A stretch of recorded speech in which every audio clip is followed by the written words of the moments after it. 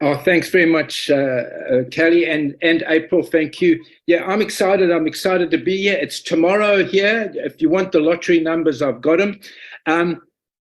Back in 2008, my boss came to me and said, "Hey, here's 40 Christmas cards. Please send those to your customers." I was not a card sender. I wasn't going to send anything out. When he was gone, I'm sure I threw them in the bin or something. Like a week later, I got a random email from a gentleman by the name of Devin Fore from Raleigh, North Carolina, about promptings, about send out cards.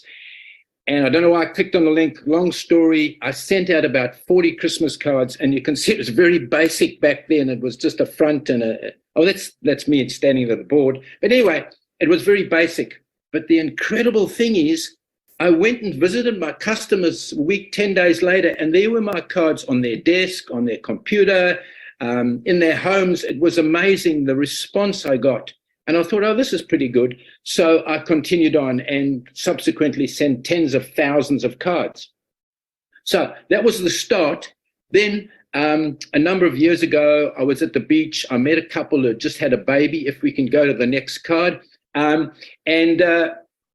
sent them a card about the birth of their child. But I also learned that it was Andrew's birthday a couple of weeks later. So I sent him a birthday card. And I never, ever really saw him after that. But I continued to send him a birthday card every year. And the amazing thing is, because I was top of mind, because I was the only one sending him a birthday card, a number of years later, he came back and bought a huge package. And I'd spent maybe $10 on cards over 5 years or whatever. And he came back and he spent a lot of money. And, and it wasn't that I was after to make money. I just wanted to, celebrate him, celebrate his family.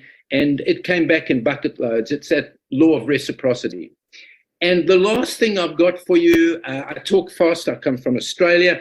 A friend of mine, his wife woke up one morning, had her lips done, had her chest done, got the tattoo, and gave him the bird and said, "Look, I'm out of here. You're a loser." And he was devastated. And I shouldn't say his name, but a beautiful friend of mine, surfing mate. So I created this card, and this is a while ago. It was still very rudimentary back then, but I sent him this card. In fact, this was about, I don't know, a long time ago.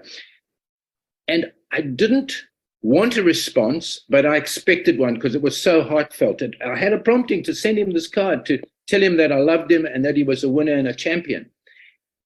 A week, a month, 6 months went by, nothing happened. About 9 months later, we're surfing down the coast, and he's sitting on the beach with his head between his legs, bawling his eyes out.